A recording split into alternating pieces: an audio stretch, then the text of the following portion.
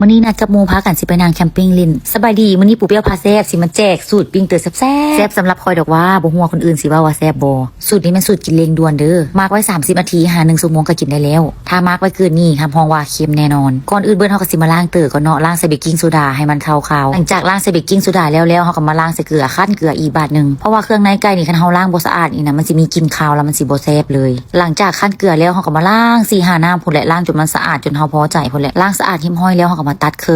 รื่องพอดีคำพอดีมันปิ้งให้มันได้คำหนึ่งหั่นแหละสำหรับค่อยนี่เติมหัวหนึ่งนี่ค่อยสิตัดครึ่งนึงแล้วพอดีปิ้งมันหดเข้ากับพอดีคำหนึ่งบอนใดที่ว่ามันหนาเขาคิดว่ามันใหญ่เขาก็แหกหน่อยนึงให้มันบางลงเพื่อปิ้งมันสิได้กรอบๆแล้วมันสิแซ่บแพงกินปิ้งตื่นนี่ต้องปิ้งกรอบๆมันจึงแซ่บสำหรับเครื่องปรุงก็บ่ได้มีอีหยังหลายก็ใส่3เกลือลงไปกระเทียมหอมป้อมพริกไทยแต่พริกไทยนี่มื้อนี้ค่อยบ่ได้มีพริกไทยเม็ดก็เลยตำแต่หอมป้อมพริกไทยแล้วแม่นเอามาโหยใส่แบบนี้เอาเพราะว่าเขามีพริกไทยบดแล้วหลังจากนั้นค่อยก็ใส่น้ำตาลลงไปบวงนึงโตมาก็ใส่ซอสฝาเขียวลงไปใส่ไปเลย5บวงตักแกงสูตรนี้แม่นสำหรับตื่อโลนึงเด้อจุเจ้าหลังจากนั้นก็ใส่ซอสหอยไปเลย5บวงตักแกงคือกันซอสหอยนี่นะหลังจากไข่แล้วต้องเอาใส่ตู้เย็นไว้เด้อเพราะว่าเขาจะเขียนบอกว่าต้องใส่ตู้เย็นไว้หลังไข่แล้วคันทำบ่ใส่ตู้เย็นไว้มันสิเกิดเป็นเสื้อราแม่นอีหลีได้จุเจ้าคอยลองบ่ใส่ตู้เย็นไว้แล้วเกิดเป็นเสื้อราอีหลีสำหรับผงนัวสูตรนี้ก็คือใส่1บวงตักแกงคือกันเด้อแล้วอย่าลืมใส่น้ำมันพืชลงไปพร้อม1บวงตักแกงเพื่อเวลาปิ้งบ่ให้มันแห้งหลายโตมาก็สิมาตำเจลส้มบัดนี้แต่เจลส้มจะใส่สูตรน้ำปลาแดกมื้อนี้นะเพราะว่าสิกินเจลหอยแซ่บๆเจลเปาเพิ่นบอกว่าอยากกินสูตรน้ำปลาแดกข่อยก็เลยจัดให้เลยมื้อนี้หลังจากเตรียมของกินแล้วพวกข่อยก็พากันมาหับหมู่พอมาฮอดบ้านหมู่ก็พากันมาล้างหอยอีก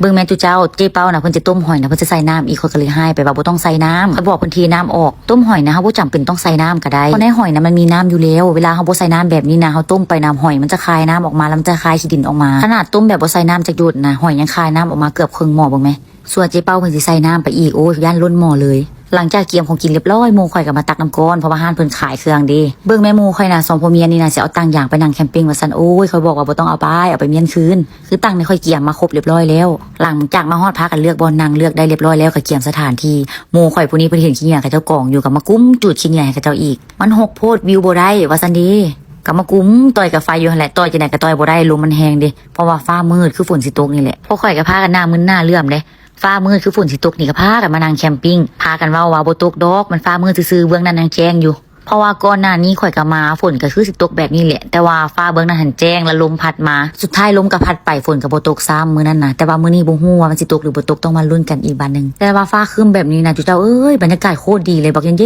็นๆพากันเกี่ยมว่าสิมาปิ้งตื่นว่าซั่นโอ้ยจากไฟนี่น่ะสิได้บ่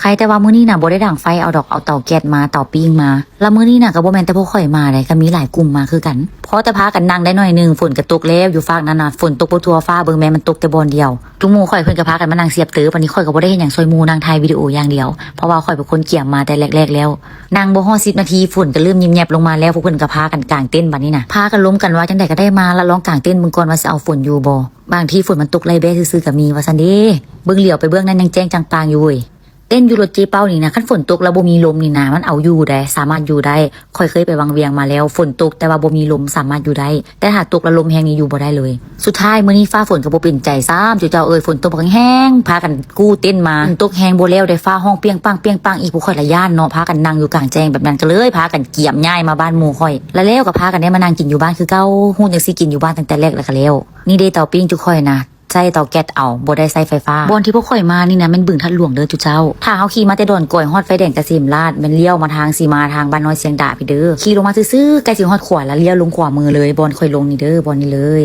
หลังจากเลี้ยวลงมาแล้วก็ขี่มาตามทางเลยเด้อจุเจ้าเอ้ยช่วงพวกข่อยมานี่เป็นช่วงเริ่มหน้าฝนช่วงหน้าฝนแบบนี้นะบ่แนะนำให้รถเก๋งลงมาเด้อจุเจ้าหมู่ข่อยนะเอารถเก๋งลงมานะเกือบขึ้นบ่ได้ฝนตกนะเกือบคาคลิปนี้มันก็เป็นคลิปเก่าข่อยหาเอามาพากใหม่เขาถ่ายไว้แต่โดนละนี่เด้พวกเจ้าเบิ่งแม่พวกออฟโรดพวกนี้นะนิสัยดีได้ตอนฝนตกเนาะเขาเจ้าน่ะก็บ่ยอมขี่ออกมาได้เขาเจ้าเห็นรถหมู่บ่ค่อยเป็นรถเก่งเนาะเขาเจ้าฮู้ว่าคันเขาเจ้าขี่ออกมาหั่นน่ะทางมันแห่งสิแบบเลิกก่อนเก่าแล้วเขาจะปล่อยให้หมู่บ่ค่อยนะออกก่อนเพราะว่ารถเขาเจ้าหลายคันแต่ว่าเขาเจ้าให้อีกคันนึงขี่ออกหน้าก่อนให้ขี่ออกหน้าหมู่ค่อยแล้วหมู่ค่อยขี่นำก้นเขาเจ้าแต่รถส่วนที่เหลือเนี่ยเขาเจ้าจะบ่ฟ้าวออกให้หมู่ค่อยออกก่อนค่อยคิดว่าความคิดเขาเจ้าน่าจะคิดว่าให้รถคันนึงออกก่อนถ้าว่ารถหมู่ค่อยไปค้าตันเขาเจ้านะเขาเจ้าจะให้รถคันนั้นมาแก่ความคิดค่อยคิดแบบนี้เพราะว่าช่วงพวกค่อยออกมานะฝนมันตกแหงบ่ได้จอดลงกันเลยแล้วพอได้ออกไปนะมันจะมีรถเก่งอีกคันนึงคาอยู่ตัวหน้าแล้วแต่ว่าทางมันจะเป็นทาง2เส้นหมู่เขาพัดขี่ขึ้นไปถึงพัดขี่ขึ้นไปได้บ่ค้าแต่ว่ารถเก่งคันนั้นพัดเลือกลงทางผิดพัดค้าแต่ก็แม่นตามความค่อยคิดอีหลีพวกอบรถเมื่อกี้นี่นะเขาเจ้านะ รถกระเจ้าเอารถกระเจ้าน่ะเกรถคันนั้นที่รถเก่งที่มันคานะขึ้นไปซอยกันแต่ทุกโคตรมีน้ำใจเลยจุเจ้าเอ้ย